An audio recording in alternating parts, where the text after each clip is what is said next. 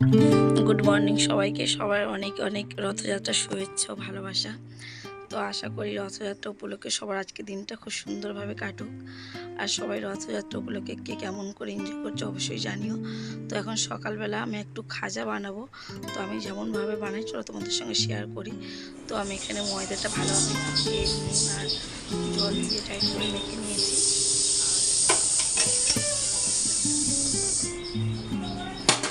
Tight করে ময়দাটা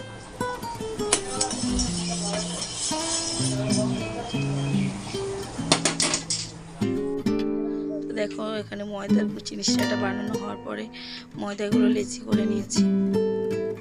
তো এবারে মানে রুটিগুলো বেলে নেবো। আগে 4টে রুটি একসঙ্গে, মানে একসঙ্গে বলতে একটা একটা করে বেলে নেবো আগে, 4খানা রুটি।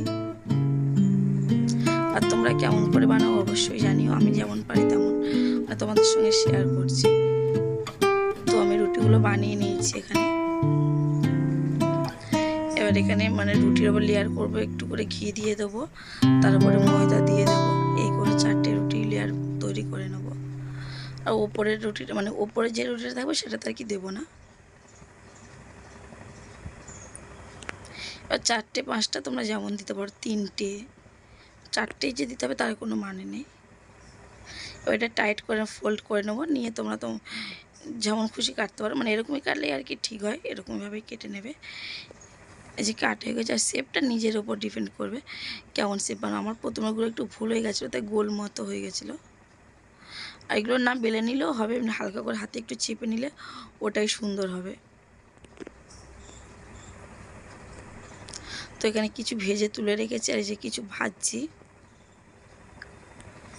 তো সবগুলো ভাজা হয়ে গেছে, এগুলো তুলে নেব।